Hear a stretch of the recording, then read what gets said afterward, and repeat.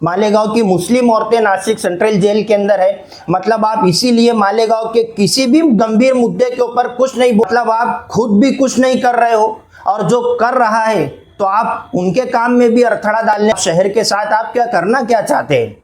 मुफ्ती इस्माइल साहब, अपनी जिम्मेदारी समझिए।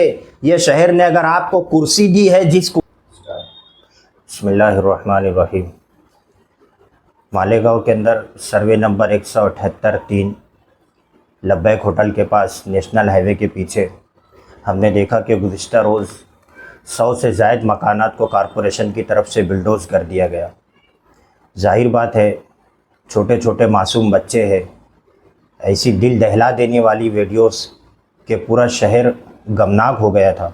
औरतें रो रही थी, चिलचिलाती धूप में बच्चे बिलबिला रहे थे, उनका कोई पुरसाने हाल नहीं था। आज आदमी और ऐसे लोगों के मकानात गिराए गए हैं जो रोज़ाना कमाते हैं, रोज़ाना खाते हैं। अपनी ज़िंदगी की जमा पूंजी इकट्ठा करके लोग मकानात तामीर करते हैं।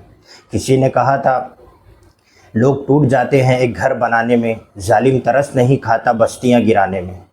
ऐसे वक्तों के अंदर उन्हें एक सहारे की ज़रूरत थी, उन्हें एक ऐसे हाथ की ज़रूरत थी जो उनके कंधे के ऊपर रखा जाता और उनसे ये कहता कि आप असबाब के दर्जे में फ़िक्र मत करिए, मैं आपके साथ हूँ। अब ऐसे वक्त के अंदर पूरे शहर की निगाह एक ऐसे आदमी के ऊपर जा कर के रुकती है जिसे शहर ने 1 लाख से ज़ायद वोट दे करके असम्बली के अंदर भेजा। लेकिन हुआ क्या, बिल्कुल मामला उसके बरखिलाफ़ हुआ।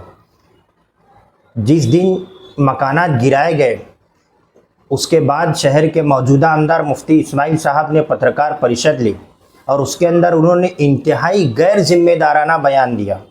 उसे गैर जिम्मेदाराना भी अगर कभी कहे तो एकदम बचकाना बयान दिया गया। उन्होंने ये कहा कि अगर मैं वहाँ पर जाता तो मेरी मेंबरी रद्द हो जाती। आप किस तरीके की बात कर रहे हो मुफ्ती साहब? आप वहाँ पर जा कर के आप सिर्फ उनके दुख में तो बराबर के शरीक हो सकते थे।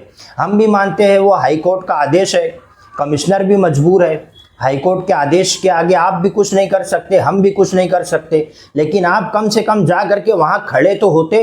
आप कॉरपोरेशन के जो अधिकारी आए थे, पुलिस डिपार्टमेंट साथ में था, आप उनसे पूछते तो सही कि आप ये कार्रवाई क्यों कर रहे हैं, क्या वजह से कर रहे हैं। या वहाँ पर जा करके जो हमारे शहर के हमारे अपने लोग हैं, वो लोग हैं जिन लोगों ने आपको वोट दिया, वहाँ पर बच्चों के सर पर हाथ रखते।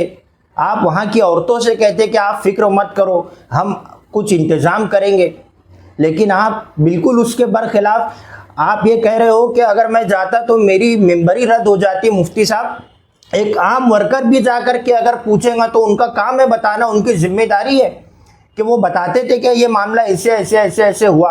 गवर्नमेंट की तरफ से ईडी आई थी मालेगांव के अंदर, लेकिन वहाँ जा कर के शेख आसिफ ने ये नहीं कहा कि आपको हम यहाँ कार्रवाई नहीं करने देंगे।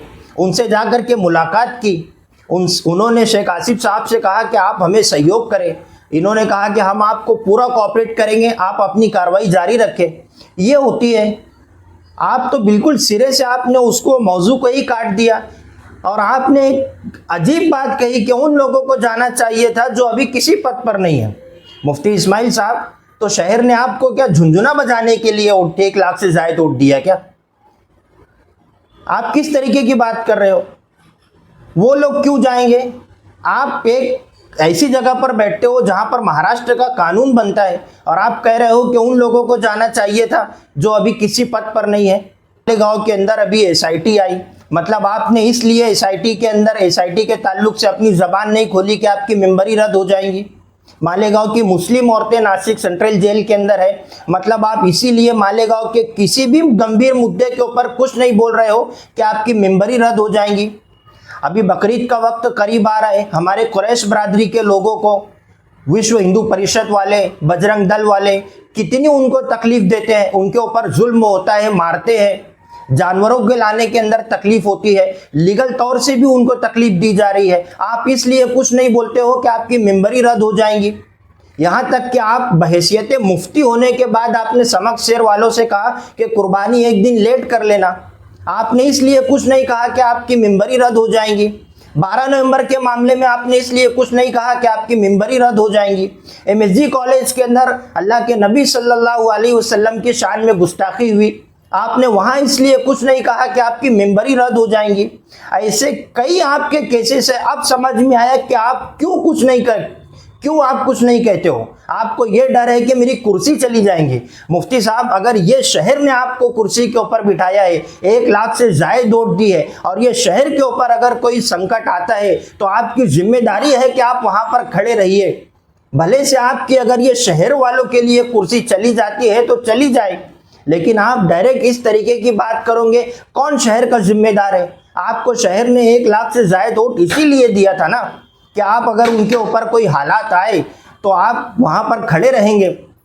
अभी आपने कहा कि वो लोगों को जाना चाहिए था जो लोग अभी किसी पद पर नहीं है। अब ये लोग अगर थोड़ी देर के लिए मान लेते हैं कि ये लोग अगर कभी चले जाएंगे, किला झोपड़पट्टी के अंदर ये लोग गए, शेख आसिफ साहब और मुस्तकीम डिग्निटरी साहब, तो आपने क्या कहा कि ये मुनाफिकाना चाल चल रहे हैं। मतलब आप खुद भी कुछ नहीं कर रहे हो और जो कर रहा है तो आप उनके काम में भी अड़थड़ा डालने का काम कर रहे हो। अगर ये लोग मुनाफिकाना चाल चल रहे हैं तो आप ईमानदाराना चाल चल दो ना वहां जाकर के। लेकिन आपको ना करना कुछ है, और अगर कोई कुछ करेगा तो फिर आप वहां पर भी आप क्या चाहते क्या है? आप शहर के साथ आप क्या चाहते हैं? मुफ्ती इस्माइल साहब, अपनी जिम्मेदारी समझिए। ये शहर ने अगर आपको कुर्सी दी है, जिस कुर्सी का आपको डर है कि मेरी कुर्सी चली जाएंगी, तो ये शहर आपसे कुर्सी भी ले सकता। और वहाँ पर जो कुछ भी हुआ सर्वे नंबर 178 में, पूरा शहर जग जाहिर है कौन लोग हैं, किन लोगों ने गरीबों के साथ फ्रॉड किया, किन लोगों ने गरीबों को धोखा दिया। मैं तो उन लोगों को ये कहना चाहूँगा कि गरीब इत्तकी दावतल मजलूम की हाय से बचो। अगर वो लोगों ने आसमान की तरफ नज़र उठा करके अगर मुंह से कुछ नहीं बोला और दिल से अगर कभी रो दिया आपका नाम ले करके, तो आपकी नस्लें तबाह हो जाएंगी। और वो लोग